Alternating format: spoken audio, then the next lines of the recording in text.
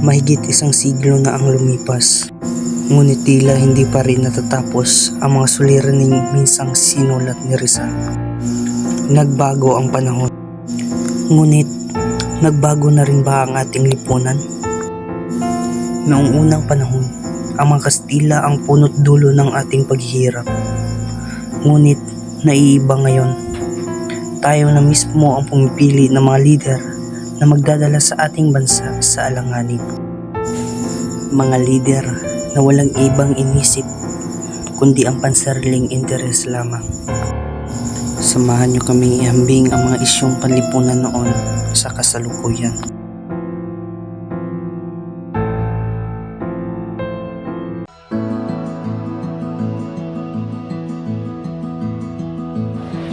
Magandang araw. Kami ay narito ngayon upang tuklasin kung bakit napakahalaga pa ring basahin ang El Filibusterismo. Ang nobelang ito ay sinulat ni Dr. Jose Rizal noong 1891 upang ilantan ang katiwalian, pang-aabuso at ang kawalan ng katarungan sa lipunan. Ngunit ang tanong, may nagbago na ba? Samahan niyo kami balikan ang mga isyong tinalakay ng si Rizal kung paano pa rin ito naranasan hanggang sa kasalukuyan. Samahan niyo kaming balikan at tuklasin ang mga isyong panlipunan gamit ang mga isyong ito. Korupsyon. Sir, ilang buwan na po sir ang aming krusada. Kailan po ba ito maayos? Siya na, hihintayin na natin ang susunod na pundo.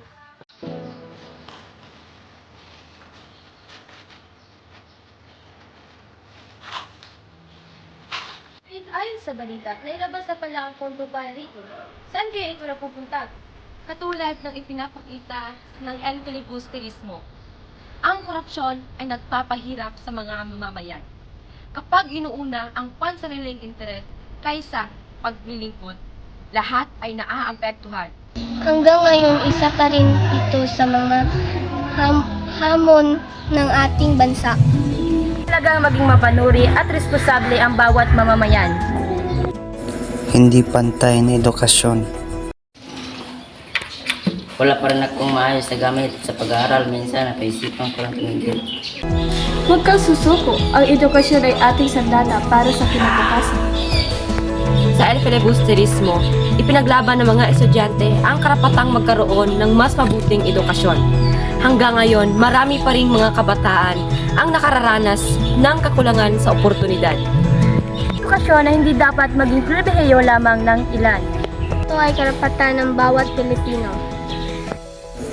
Pang-aabuso sa kapangyarihan.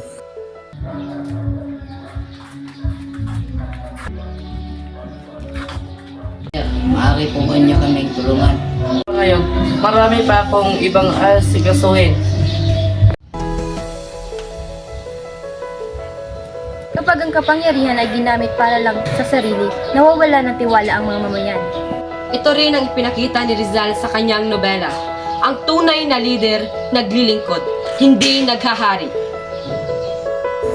Gutom o kahirapan.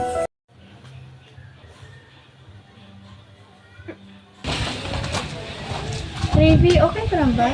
Bakit parang nanghihina ka? Wala pa kasi akong nakakain. Wala kasi kami pambili ng pagkain. So, kumain ka muna. Sana kahit pa paano may makakatulog kita.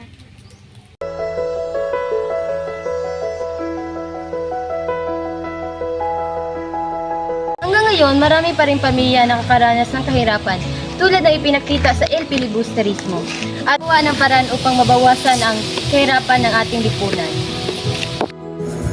Kawalan ng kalayaan sa pamamahayag.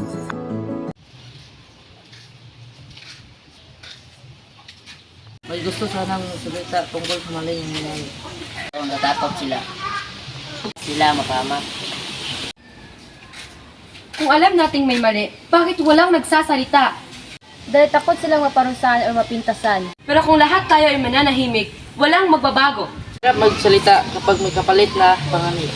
Mas mahalagang magsabi ng totoo ng may paggalang at pananagutan. Ang pagbabago ay nagsisimula sa taong may lakas ng loob na magsalita. Sa El Filibusterismo, maraming tao ang natakot magsalita laban sa maling pamamalakad. Hanggang ngayon, may mga taong natatakot ding magpahayag ng kanilang loobin dahil sa takot sa pananakot o pambabatikos. Pinapaalala sa kwento na gamitin natin ang ating boses na may katotohanan, paggalang at pananagutan. Pang-aagaw ng lupa. Dito na ba tayo magtatanim? Oo anak, ito ang lupa sa ating pamilya.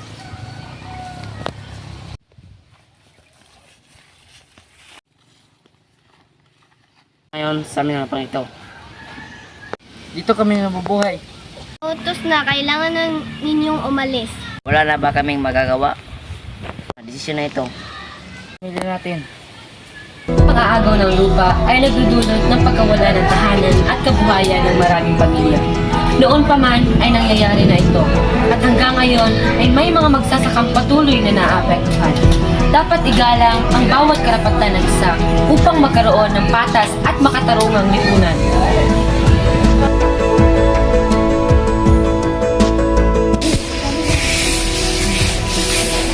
Ang pagmamahal sa bayan ay hindi makikita sa madugong labanan sapagkat ang simpleng paglilinis ng kapaligiran ay tanda ng isang taong may pagmamahal sa sariling bayan.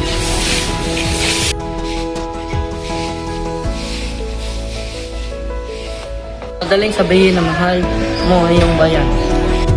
Ngunit, mahirap ito sa puso. Kailangan ito ng kilos upang mapatunayan. Sino ang nagdudusa pag winawasak yung kalikasan? Sino? Yung mahihirap. Tungkol sa pagpasok nito ng Paksilika, ito po ay para sa atin at para sa mga kababayan natin. Babagsak ang ekonomiya. Paano namin mapapakain ang aming mga pamilya? Negosyo o kalayaan? Bayan o sarili, pumili ka!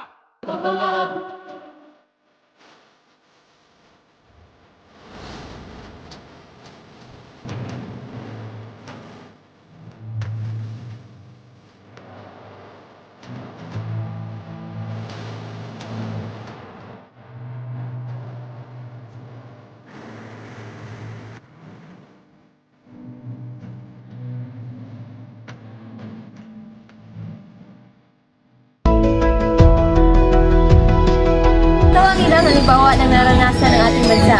May mga balita tungkol sa korupsyon, kakulangan sa edukasyon at marami pang sayaring panlipunan. Sa aming komunidad, marami pa rin mga pamilya ang nagsisikap na mabigyan ng magandang kinabukasan ng kanilang mga anak. Sa kabila nito, marami ring mga kabataan ang hindi nagsumusuko. Huwag ikita natin na bago man ang panahon, manatili pa rin ang ilan sa mga problemang kinilakang nila. Ipinapakita ng El Filibusterismo na ang mga sariling panlipunan tulad ng pang-aagaw ng lupa at pang-aabuso sa kapangyarihan ay matagal lang umiiral.